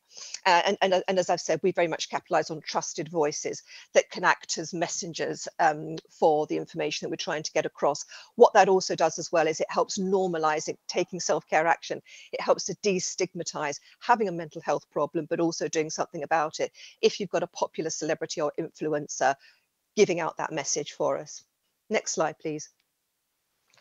The other thing that we do as well, and I think this has been referenced by another speaker as well, is partnership marketing, so that we extend the reach of the campaign, and also we really surround the audience with our messaging. So again, it's embedded in the fabric of their daily lives. So when we launched the campaign, for example, we worked with various digital companies. You know, if you were going to a shopping mall, you would see our campaign on a screen in that shopping mall.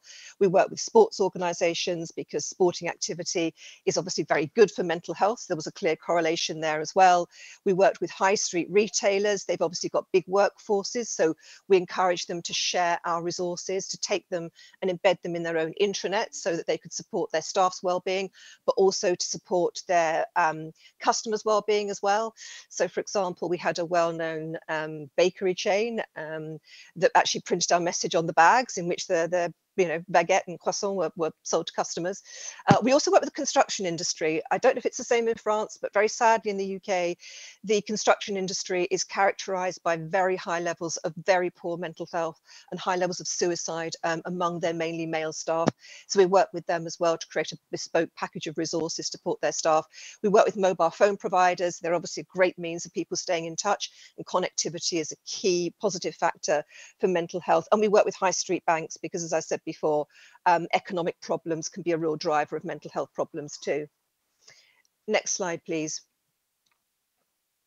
And again, as you've mentioned, we work with the wider system to integrate our services, our resources into their services as well. So we obviously work with our NHS system. So, we'd encourage, if people are waiting for an appointment, I know somebody from the floor spoke about waiting times that people in France can experience. I think it was students to see a mental health practitioner. We have the same problem in the UK. Demand is outstripping supply of mental health practitioners. So again, we'll encourage patients who are waiting for their appointment to use our resources. We also work with national infrastructure bodies, for example, our rail network. Sadly, our rail network is a place that some people who decide to end their lives is a location they choose to do that as well. So we work with a number of parts of the UK infrastructure to get our message out there. Next slide, please. And a very, very important part of what we do. There's no point in doing what we do unless we can measure whether or not it's having an impact. So we have a framework of KPIs to ascertain what we're doing. I won't go through those. You clearly use a very similar methodology to assessing the success of your own campaigns yourselves. So if we just move on to the next and final slide. Next slide, please. I'm pleased to say that we have had impact from the work that we're doing, in particular from our email programs, where we get people to assess their mental health using the Warwick Edinburgh mental wellbeing scale that I mentioned earlier on. We get them to assess the state of their mental health at the start of the program, and then we get them to do the same at the end of the program. And we can see that two out of three of the users, so a high percentage, report to us that they feel better at the end than they did at the start. And also importantly, just over half of them who do the program as well say that they're going to continue to use some of the habits that they've adopted while they've been on the program as well. And also we also conduct, because sustained behavior change is very important to us. We don't really want, any action is good, it's better than none, but ideally people don't just take one action because they've seen an ad promoting our campaign or they've made a visit to our website. They start to make this a way of life. So what we'll do post a campaign is we'll do another dip. We'll speak to people 2 months later, for example, and again, we're pleased to, for our last campaign, certainly see very high levels, almost 80% of people telling us that they were still practicing some of the habits that we'd told them about, and we'd explain them how to do to look after their mental health 2 months after the campaign had ended. So to us, that's a sign that we are starting to have an impact. It's still small, it's still early days on changing some of the habits around mental health in the UK. So that's it. I hope that's made sense. I think there's a lot of crossover with what other speakers have prepared and presented today, but hopefully that's been helpful. Thank you.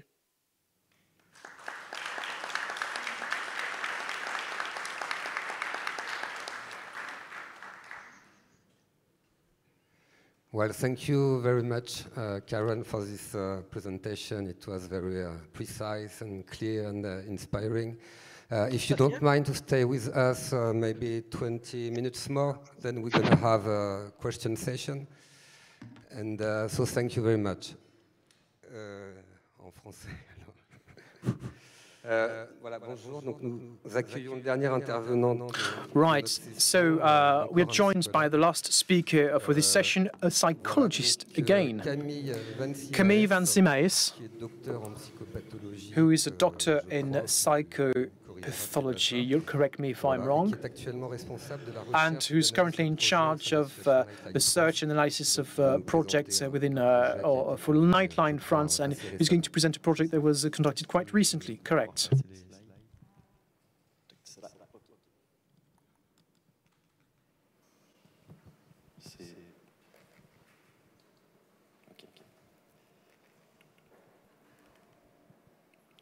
Ok.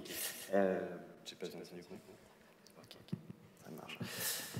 Alors, donc oui, je vais vous parler I'm going to talk about the nightlight experience regarding the communication campaign that was carried out around the the first aid kit, kit de vie, as we say it in French.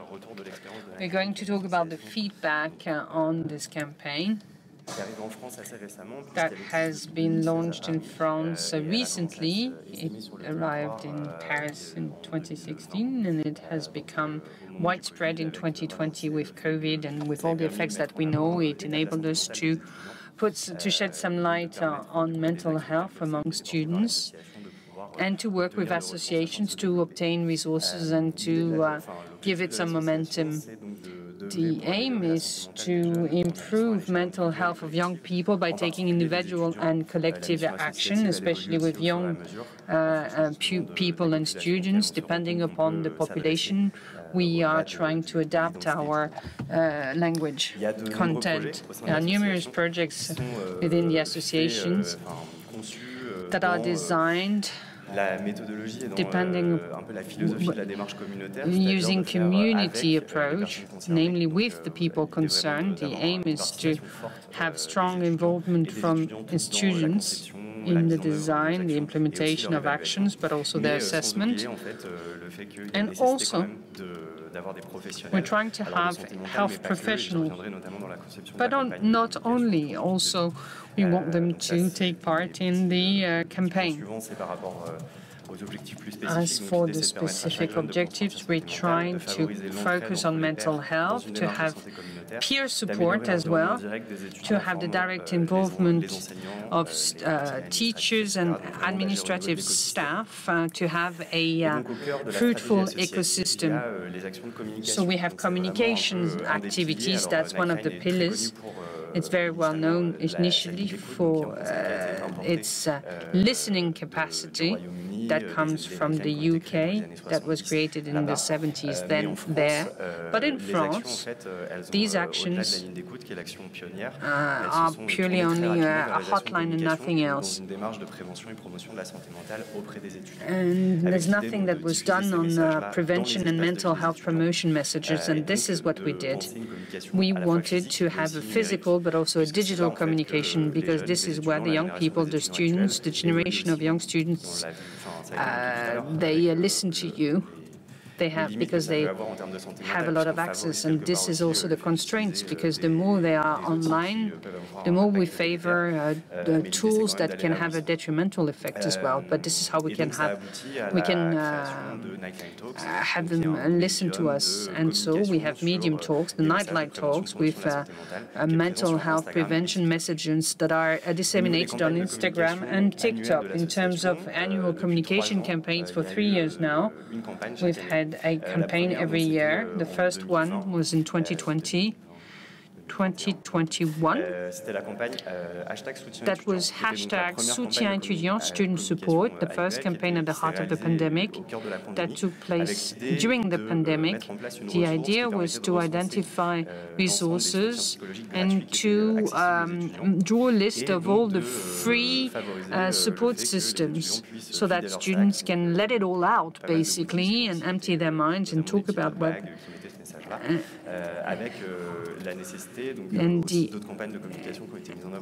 and with all the communication tools, and that was actually very specific to students to let them speak freely about their mental health. And this is why we actually created an Instagram account called Soutien Étudiant, student support. And it was used also, the slogan also was used, the hashtag Soutien Étudiant, and was relayed by influencers. Then we had a campaign, another campaign called You Can Talk, basically. Hashtag Je peux en parler, which means hashtag You Can Talk. And so the question was, how do you talk about mental health? We wanted to provide people suffering from mental health problems and their families the keys to initiate a caring dialogue, a kind dialogue, mental health, to develop peer support. That was actually the forerunner of the first aid kit, which I'm going to talk about later on. These two communication campaigns were also completed by a performance monitoring system for an impact assessment.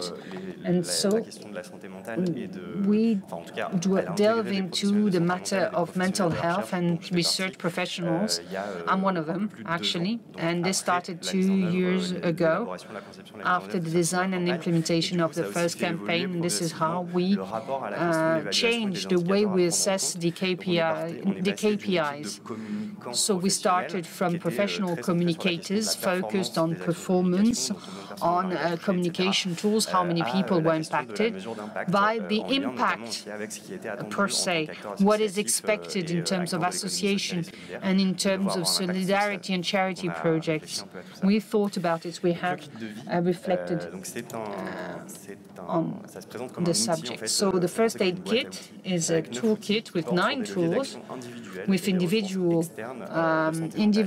action drivers. The aim is actually to give some keys so that people can take care of themselves and to know which resources they can draw upon when they need to work on their mental health.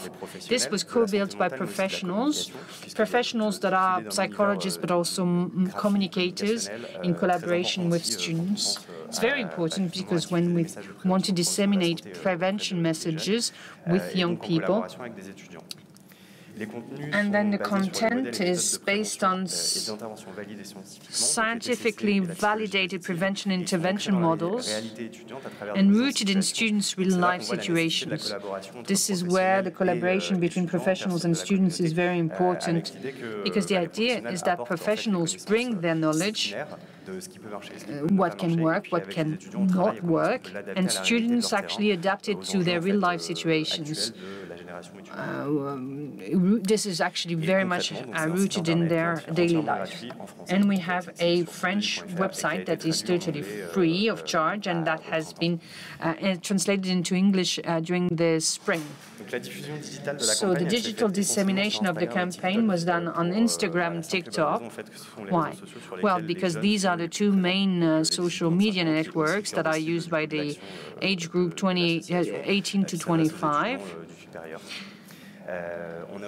We also benefited from a partnership with TikTok called TikTok for Good to carry a message for 24 hours on this subject. And you can see that this actually played an important role.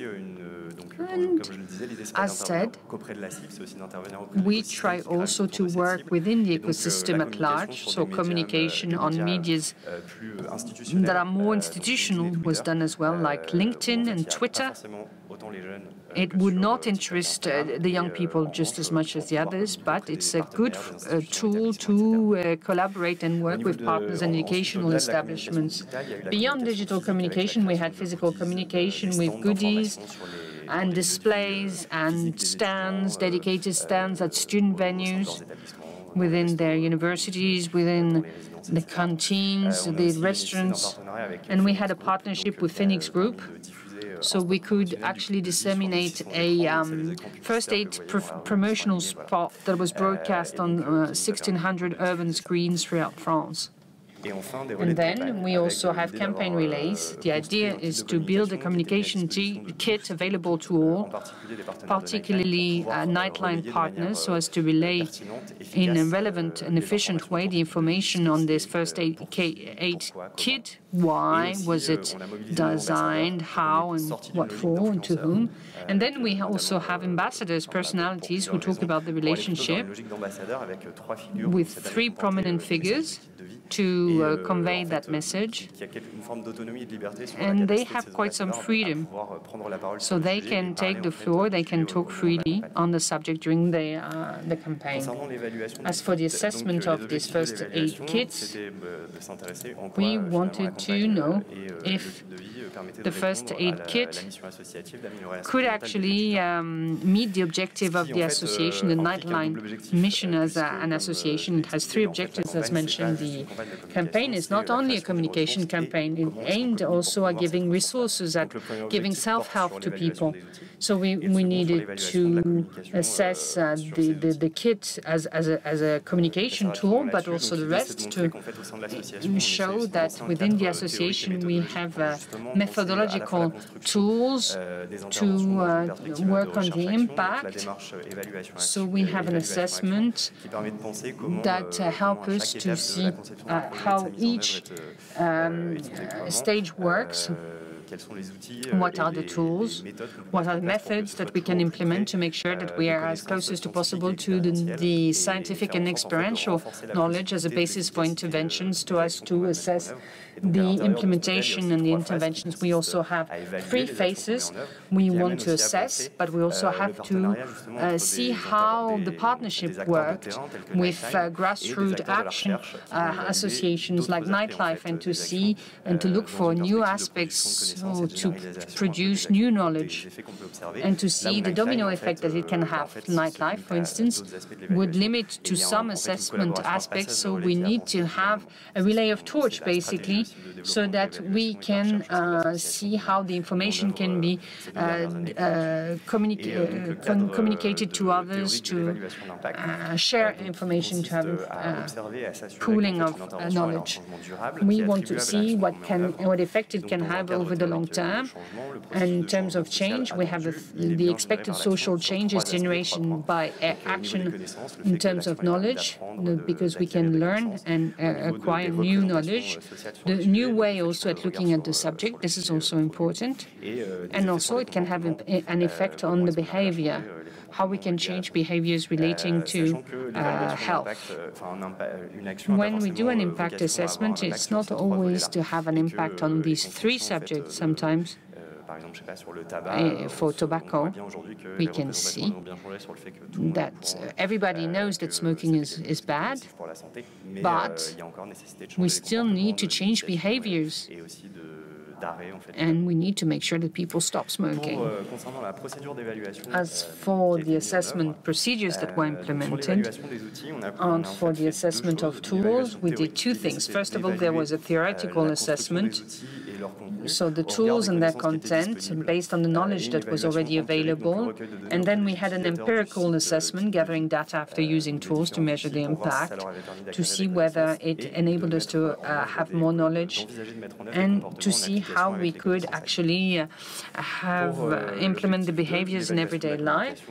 In terms of communication assessment, we worked on the analysis of performance indicators for communication campaigns compared with activity data on the first aid kit site, so we can try to capture the impact that it can have, how it managed to channel traffic, and encourage people to consult the site. Then we had a survey distributed to see how it was used, how the first aid kit was used, the knowledge of it, the perception of messages, and the relationship with the mental health issue.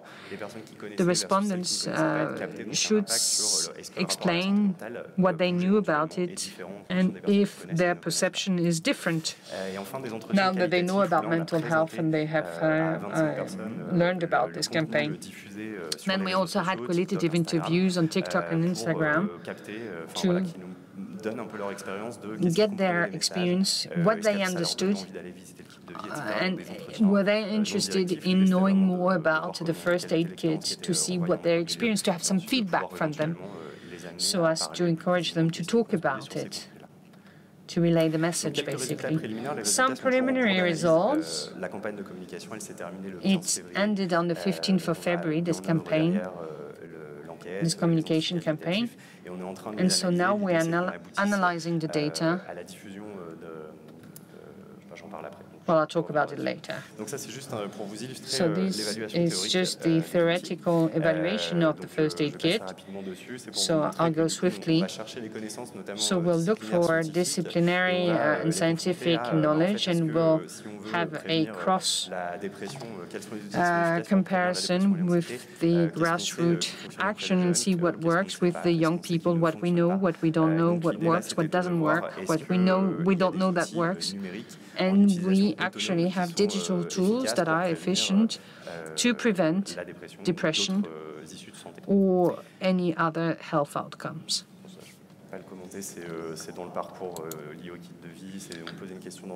I'm not going to comment this because this is actually well, we'll leave it out.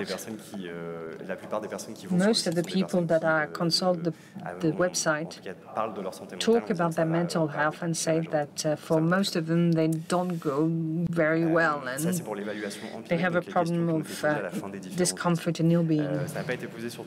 So this was not used for all tools because some were information tools exclusively. This is why we have only 4 lines and not 9. What we can see here, as explained earlier, is that the impact can be more or less global depending on the dimension. And there are some tools that can have a general impact and quite high, such as the emotion regulation tool. So this is why prevention and response can actually work well and should work more specifically because it seems that they needed that subject less than others and they were expecting to have more solutions to implement in their daily lives as opposed to behavioral activation where it was more mitigated. Some didn't feel that it benefited them. As for the assessment of the communication campaign, on 15th of February, more than 20 million were actually impacted. More than 310,000 visits were seen, so we actually had more than 231,000 on Instagram, whereas for TikTok it was more than 12 million. That's the direct consequence of going viral on the social virus. It was not the case with Instagram. In terms of traffic, you can see the number of views on the website. There's a huge peak, as you can see. I should stop, right? All right. Sorry. Well, you can see that TikTok actually works very well. With TikTok, we have more interesting outcomes. You can see the differences depending upon the content that is published. We have people that continue to read because this is more sustainable. And then I'll skip to that. The idea was to compare Instagram and TikTok, and what we can see is that on all the aspects, Instagram is more efficient to communicate with students rather than TikTok. And that's quite... We thought the opposite because we thought that TikTok would have a strong influence. Well, we thought that we wouldn't have such huge discrepancies. We would think that they would be closer in terms of outcomes. But it's on Instagram that we had better results in terms of assessment. As for the outlooks for the future and elements and food for thought for the future, the idea is how we can effectively promote mental health among young people. Well, we saw that the communication campaign has been effective in promoting our first aid kit because we managed to affect a lot of people, but it's quite limited because we had a lot of free partnerships and not all partners can have free partnerships. Without consideration, there's a lot of work behind this, and this is not replicable. On the physical communication, we have no impact, so that makes us wonder. We managed to impact a lot of people. There were a lot of people that were reached in homes, in non-specific areas that didn't bring much. As for the analysis of survey outcomes that should be produced by the end of January. In light of this feedback and the analysis we could do, we will see how we can communicate more efficiently with students on health issues and especially mental health issues. And that should be disseminated at the end of September. Thank you. Sorry for going so fast.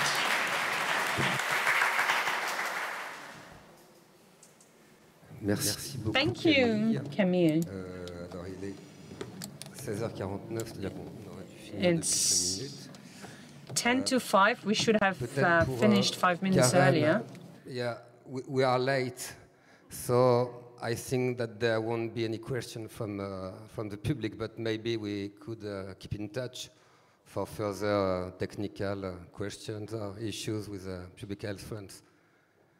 Okay, so thank you very much for accepting our invitation. Plaisir. Thank you.